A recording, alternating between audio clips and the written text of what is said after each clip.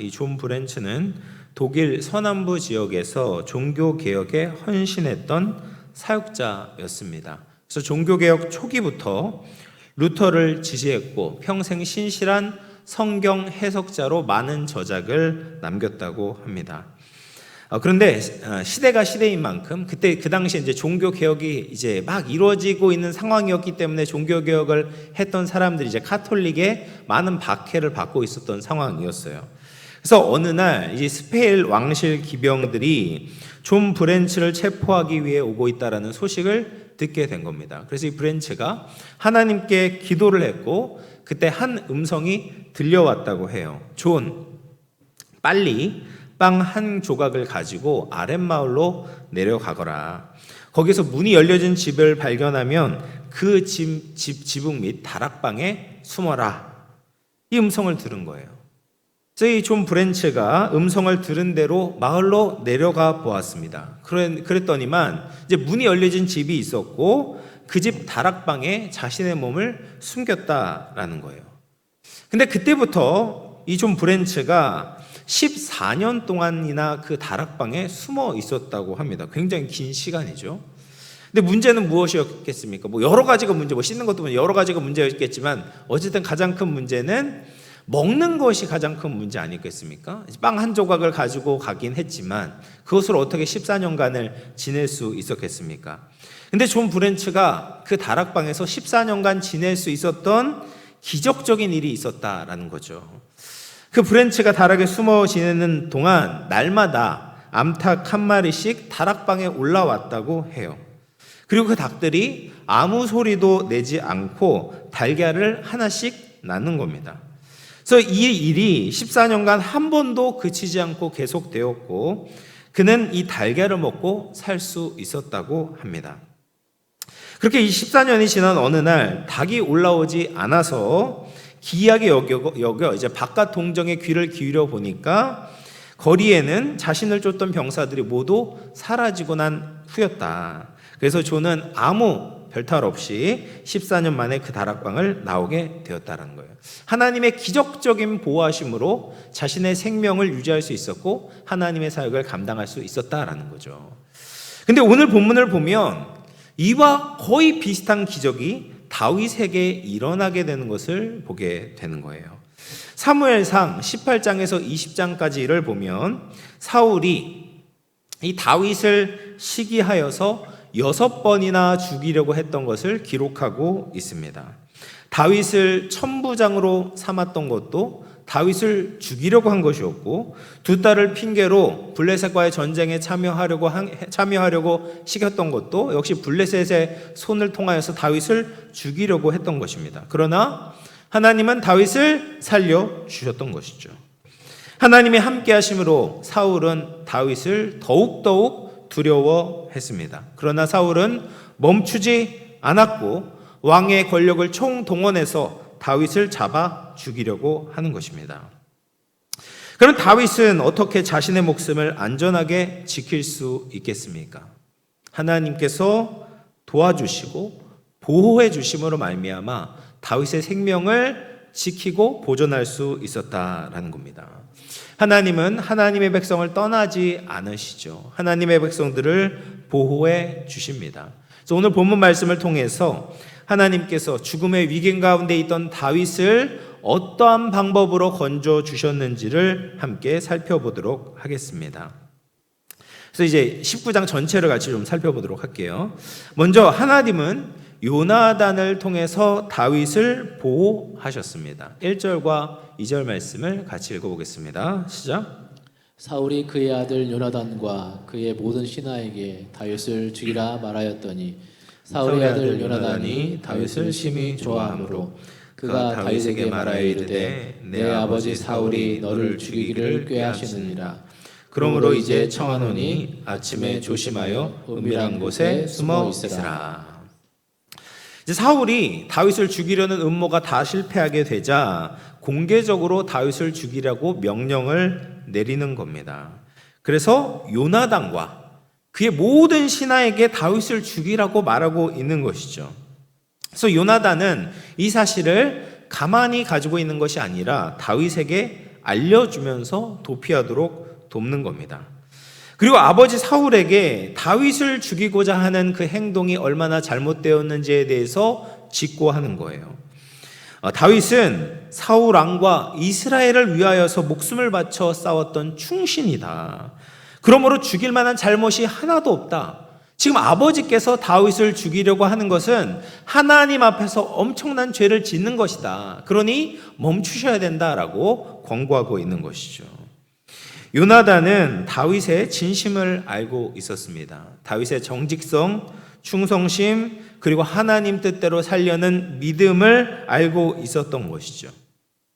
그러니 사울이 다윗을 죽이려고 하는 것은 다윗의 잘못 때문이 아니라 사울의 잘못된 시기심 때문이라는 것을 알고 있었습니다. 이런 사실 때문에 이런 사실을 아버지에게 분명히 알려주면서 다윗을 보호하려고 하는 것입니다.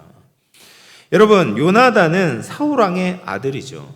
앞으로 왕권을 이어갈 수도 있는 왕자였습니다. 만약에 요나단이 자신의 왕권에 눈이 멀어 있었다면 아버지의 실수를 보지 못했을 것입니다. 다윗의 억울함을 이해하지 못했겠죠. 사람이 자기 욕심에 눈이 멀게 되면 판단력이 흐려지게 되고 사태를 제대로 파악할 수 없게 됩니다. 그러나 다행히도 요나단은 영적인 분별력을 가지고 있었습니다. 하나님께서 다윗을 왕으로 택하셨다는 것을 알고 있었고 다윗과 언약도 맺었던 것이죠. 아무리 아버지라고 해도 하나님보다 높으실 수는 없는 거죠.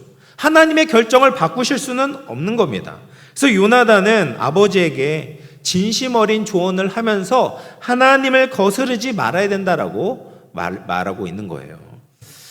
하나님은 요나단이라는 좋은 친구를 통해서 다윗을 보호하셨습니다.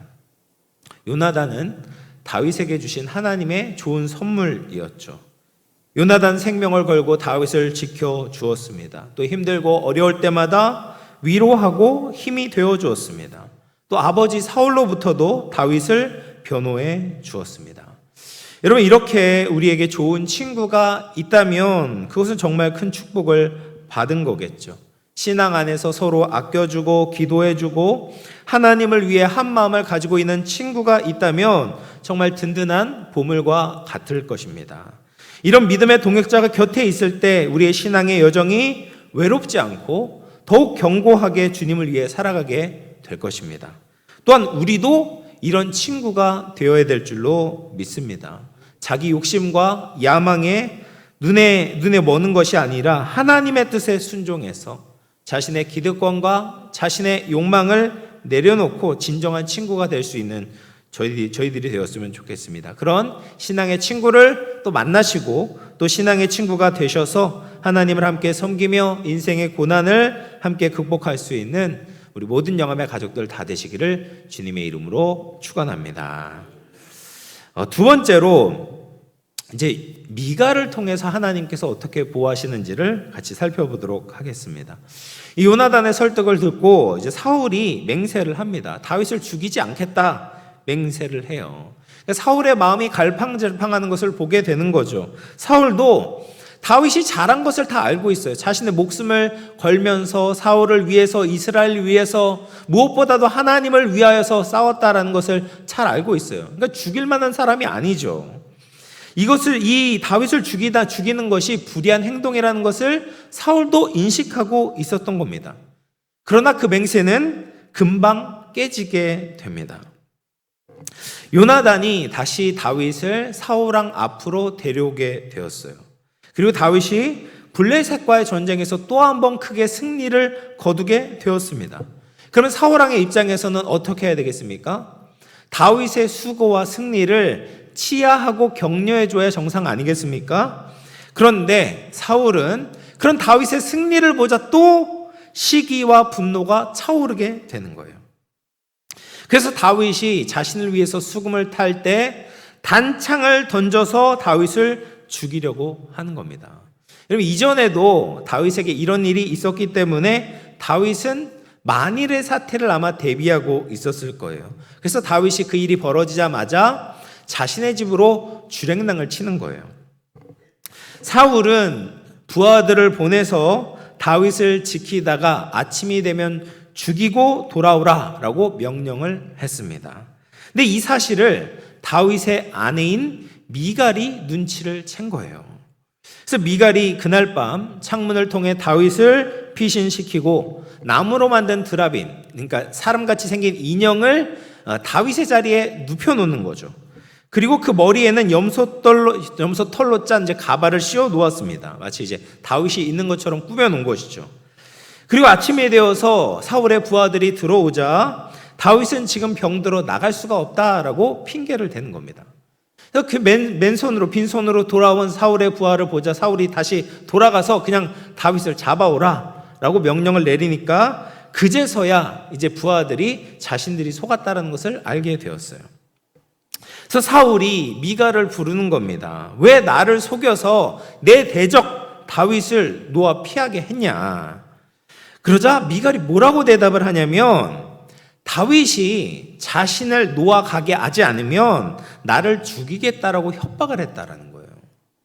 다윗이 그런 협박을 했겠습니까? 아니요, 하지 않았어요. 근데 미갈은 아마 아버지를 두려워하고 있는 것 같습니다. 그러니까 아버지가 지금 정상이 아니잖아요. 그러니까 잘못하면 자신도 사울에 의해 죽을 수 있다라는 것을 두려워했던 것 같아요. 그래서 이제 남편의 핑계, 다윗의 핑계를 대고 있는 것이죠. 어쨌든 간에 이렇게 하나님은 사울의 두 자녀를 통하여서 다윗에게 도움을 받게 하셨습니다. 요나단은 사울을 아버지를 잘 설득해서 다윗을 도왔다면 미갈은 아버지를 속이는 방식으로 다윗을 보호했습니다. 요나단은 온전한 우정으로 다윗을 도왔다면 미갈은 미성숙한 사랑을 가지고 다윗을 도왔던 것이죠. 하나님은 이런 사람 저런 사람을 다 사용해서 다윗을 구해내시는 것을 볼 수가 있습니다. 사랑하는 성도 여러분, 하나님은 이런 분이십니다. 좋은 사람을 사용하실 수도 있고 또 불완전한 사람, 심지어 불신자까지 사용하셔서 하나님의 백성들을 보호하실 수 있는 분이에요. 하나님은 크고 위대하신 하나님입니다. 그러므로 사람의 어떤 악한 계획도 하나님의 선하신 뜻을 무너뜨릴 수 없다라는 겁니다. 이제 마지막으로 다윗이 이제 왕궁을 벗어나서 사무엘을 찾아가게 됩니다. 사무엘은 이제 정치계에서 은퇴를 했지만 라마란 곳에서 선지자들의 무리를 이끌고 있었어요. 그래서 다윗이 사무엘에게 이제 한탄을 했겠죠. 어떻게 사울이 이럴 수가 있냐, 이런 식으로 자신의 신세를 한탄을 했습니다. 그런데 그때 다윗이 사무엘에게 가 있다라는 소식이 사울 왕에게 들려오게 되었어요. 그리고 다윗을 죽이기 위해 전령을 보내는 겁니다. 그런데 전령을 보냈는데 어떠한 일이 일어났는가? 사무엘상 19장 20절 우리 같이 한번 읽어봅니다. 시작. 사울이 다윗을 잡으러 전령들을 보냈더니 그들이 선지자 무리가 예언하는 것과 사무엘이 그들의 수용으로 선 것을 볼 때에 하나님의 영이 사울의 전령들에게 임하매 그들도 예언을 한지라. 그러니까 다윗을 죽이려고 사울이 부하들을 보냈는데 하나님의 영이 그들 위에 임하게 된 거예요. 그래서 부하들이 자신들이 온 목적을 잊어버리고 그냥 예언만 하다가 사울에게로 돌아가는 겁니다. 그리고 또 21절을 보면 두 번째, 세 번째 또 부하들을 보냈는데 똑같이 하나님의 영이 임하게 되고 다윗을 죽이려는 목적을 잊어버리고 다시 사울에게로 돌아가게 되는 거예요. 그러자 이번에는 사울이 직접 다윗을 제거하기 위하여 라마 나요스로 달려가는 겁니다. 그런데 그 완악한 사울 역시 하나님의 강권하신 역사심 앞에 아무것도 할 수 없는 겁니다. 사무엘상 19장 24절을 같이 읽어봅니다. 시작. 그가 또 그의 옷을 벗고 사무엘 앞에서 예언을 하며 하루 밤낮을 버주몸으로 누웠더라. 그러므로 속담에 이르기를 사울도 선지자 중에 있느냐 하니라. 사울이 맨 처음 왕이 됐을 때도 하나님의 영이 강권적으로 임해서 예언을 했던 적이 있었어요. 근데 지금 예언은 그때와 상황이 다릅니다. 그때는 성령이 강하게 그를 사로잡음으로 예언을 하고 하나님의 일을 하도록 했죠. 그러나 지금은 하나님의 영이 사울이 하고자 하는 악한 일을 막으시기 위해서 예언을 하게 하시는 겁니다. 그때는 사울 왕이 옷을 입고 예언을 했다면 이제는 수치스럽게 벌거벗은 몸으로 예언을 하고 있습니다. 그때는 성령의 능력으로 왕복을 이제 사울이 입었다라고 한다면 지금은 성령께서 그의 왕복을 벗기고 계시다라는 거예요. 이렇게 사울의 아들인 요나단과 또 딸 미가를 통해서 다윗을 구원하신 하나님께서는 이번에는 직접적인 역사하심을 통하여서 다윗을 보호하시고 구원하고 계십니다. 하나님의 강권적인 역사로 인해서 다윗을 죽이려는 사울의 모든 계획이 실패로 돌아가게 됐고 다윗은 위기에서 벗어날 수가 있었다라는 거예요. 여러분, 우리가 이 말씀을 통해서 받아야 되는 두 가지 교훈이 있습니다. 한 가지는 의롭고 올바른 일을 하는 사람들에게는 하나님의 보호하심이 있다라는 겁니다. 여러분, 다윗은 사울의 해코지에도 악하게 대응하지 않았습니다. 사울이 해치려는 계획에도 자신이 악한 계획이나 그를 반역하려는 그런 것들을 도모하지 않았죠. 오히려 악신에 들려 괴로워하는 사울을 위하여서 궁중 악사로 수고를 했고 또 사울이 시키는 대로 충성스럽게 싸움에 전쟁에 임했습니다.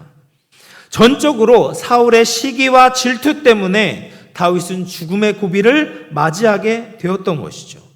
다윗은 선한 일을 했음에도 불구하고 미움을 받았고 죽음의 위기에 처해 있는 것입니다.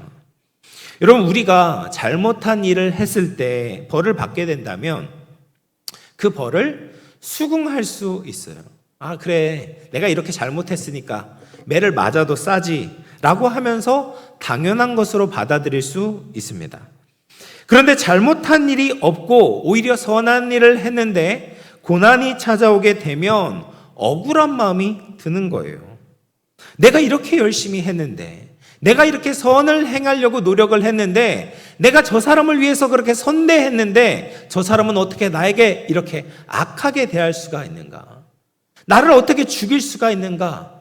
나에게 어떻게 이런 억울한 일을 당하게 할 수가 있는가? 이런 마음이 들 수가 있다는 거예요.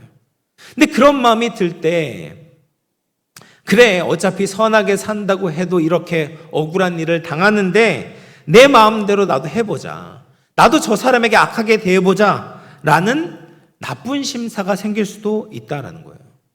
그러나 하나님은 다윗의 예를 통해서 말씀하고 계시는 겁니다. 하나님은 의인을 보호하시고 지켜주신다는 거예요. 그런 믿음이 있어야 우리는 고난 중에도 하나님을 의지할 수 있는 것이죠. 다윗처럼 인간적인 방법을 사용하지 않고 억울함 중에도 하나님의 때를 기다릴 수가 있는 것입니다. 여러분, 예수님을 믿는다는 것은 고난을 자처하는 일이 될 수 있습니다. 디모데후서 3장 12절 보면 무릇 그리스도 예수 안에서 경건하게 살고자 하는 자는 박해를 받으리라 라고 말씀하세요. 세상 속에서 예수 그리스도를 따라 살아가게 될 때 핍박이 올 수 있습니다. 그러나 우리는 한 가지 사실을 기억해야 되는 거죠. 바로 하나님은 경건하게 살려는 이들에게 하나님의 도우시는 손길을 베푸신다라는 겁니다. 우리들이 하나님의 자녀로 경건하게 살려고 하면 핍박도 오고 고난도 찾아오고 손해를 볼 때도 있지만 그 가운데서도 완전하신 하나님의 보호와 도우심의 손길이 있음을 믿으시기를 축복합니다. 그 확신을 가지고 끝까지 하나님의 뜻을 따라 살아갈 수 있는 저와 여러분 될 수 있기를 주님의 이름으로 축원합니다. 두 번째로 우리가 기억해야 되는 것은 인간의 악한 계획은 하나님의 선하신 섭리 앞에 무력해진다라는 거죠. 사울이 온갖 방법을 다 동원했죠. 자신의 딸들을 동원하기도 하고 신하들을 동원했습니다. 그러나 악한 자의 뜻은 하나님의 선하신 계획 앞에 다 무너지게 되는 겁니다. 이것이 하나님의 섭리입니다. 오히려 악한 자들은 벌거벗겨지는 것처럼 하나님의 강력한 손 앞에 수치를 당하게 되는 것입니다. 그러므로 성도들은 악한 자들 앞에서 두려워할 필요가 없다라는 거예요. 하나님은 다윗이 상상하지 못한 방법을 통해서 다윗을 건져주고 계시는 것이죠. 우정을 나눴던 요나단을 통해서 다윗을 보호하셨고, 다윗을 죽이기 위해 미끼로 사용했던 그 딸 미갈을 통해서 다윗을 건져내셨습니다. 또 필요할 때는 하나님의 초자연적인 역사로 사울을 꼼짝 못하게 만들어 버리셨어요. 하나님은 이처럼 세상의 모든 방법을 통하여 당신의 백성들을 사랑하시고 보호하신다라는 겁니다. 시편 18편을 보면 그 표제가 좀 깁니다. 18편 1절을 보시면 이렇게 이야기를 해요. 여호와의 종 다윗의 시, 인도자를 따라 부르는 노래. 여호와께서 다윗을 그 모든 원수들의 손에서와 사울의 손에서 건져주신 날에 다윗이 이 노래의 말로 여호와께 아뢰어 이르되, 이게 표제예요. 그러면서 뭐라고 고백하고 있습니까? 나의 힘이신 여호와여, 내가 주를 사랑하나이다. 2절을 보면요, 여호와는 나의 반석이시오, 나의 요새시오, 나를 건지시는 이시오, 나의 하나님이시오, 내가 그 안에 피할 나의 바위시고 방패시고 나의 구원의 뿌리시고 나의 산성이시로다. 내가 찬송받으실 여호와께 아뢰리니 내 원수들에게서 구원을 얻으리로다. 여러분, 이것이 정말 다윗에게 일어난 기적 아니겠습니까? 하나님은 다윗의 힘이 되셨고 또 우리의 힘이 되어주셨어요. 우리가 피할 반석이 되어주셨고 요새가 되어주셨습니다. 여러분, 고대에는 밖에 수많은 적들이 있다고 해도 요새 안에만 들어오게 되면 생명을 보존할 수가 있었어요. 요새를 무너뜨릴 무기가 없었거든요. 그래서 요새 안에만 들어가게 되면 내 생명을 보존할 수가 있는데, 우리 요새가 누구이십니까? 바로 하나님이시다라는 거죠. 하나님께만 피하게 된다면 어떠한 죽음의 위협이 우리를 찾아오게 된다고 해도 우리의 생명이 유지되고 보호받을 수 있다라는 겁니다.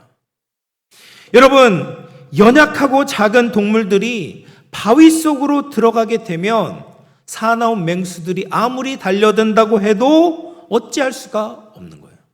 근데 그 바위가 누가 되신다라고 말씀하십니까? 바로 하나님이 되신다라고 말해요. 그럼 우리는 하나님께 피하면 되는 겁니다. 그러면 하나님께서 성도들을 다윗과 같이 지켜 보호하여 주신다라는 거예요. 그런데 18편 중간에 보면 이런 말씀이 있습니다. 18편 23, 24절 우리 같이 한번 읽어봅니다. 시작. 또한 나는 그의 앞에 완전하여 나의 죄악에서 스스로 자신을 지켰나니 그러므로 여호와께서 내 의를 따라 갚으시되 그의 목전에서 내 손이 깨끗한 만큼 내게 갚으셨도다. 하나님의 보호를 받는 우리들이 어떻게 살아야 되는가? 죄악에서부터 나를 지켜야 된다라는 거예요. 하나님 앞에 어울리는 거룩한 삶, 의로운 삶을 살아야 된다. 그러면 내 손이 깨끗한 만큼 내게 갚아주신다라고 약속하고 계시는 겁니다. 여러분, 그래서 우리는 의로운 삶, 정결한 삶, 또 자비로운 삶을 살아야 합니다. 왜요? 하나님께서 나의 원수들을 하나님이 친히 갚아주시고 우리를 지켜주시기 때문입니다. 내 손이 깨끗한 만큼 내게 갚아주신다라는 그 하나님을 믿는 믿음으로 주님 앞에 거룩하고 정결한 삶을 살아갈 수 있기를 주님의 이름으로 축원합니다. 이제 말씀을 마무리하겠습니다. 사랑하는 성도 여러분, 오늘날 우리 앞에 여러 가지 사울의 위협들이 있습니다. 질병, 경제적인 어려움, 관계의 문제, 불안과 두려움, 여러 위협들이 우리를 에워싸고 있습니다. 그러나 우리를 지키시는 분이 계십니다. 바로 하나님이십니다. 하나님은 다양한 방법으로 주의 강한 손을 펴셔서 우리를 보호해 주십니다. 그렇게 예상치 못한 치료를 받게 하시고 뜻밖의 도움을 얻게 하시고 갑자기 닫힌 문들이 열려지게 하시고 우리에게 말할 수 없는 평안으로 함께해 주시는 겁니다. 그러므로 어려움이나 절망 가운데서도 낙심하지 마시고 절망하지 마십시오. 하나님의 크신 사랑이 저와 여러분을 강권하시고 보호하시고 지켜주고 계십니다.